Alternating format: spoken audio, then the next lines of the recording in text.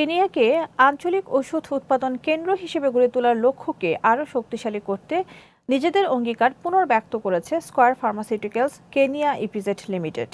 এ উপলক্ষে কেনিয়ার আথি রিভারে অবস্থিত প্রতিষ্ঠানটির অত্যাধুনিক উৎপাদন কারখানা পরিদর্শন করেছেন Bangladesh, Indonesia, Malaysia, Philippine, Rwanda, Somalia ও শ্রীলঙ্কার হাইকমিশনার, রাষ্ট্রদূত এবং জ্যেষ্ঠ কূটনীতিকরা।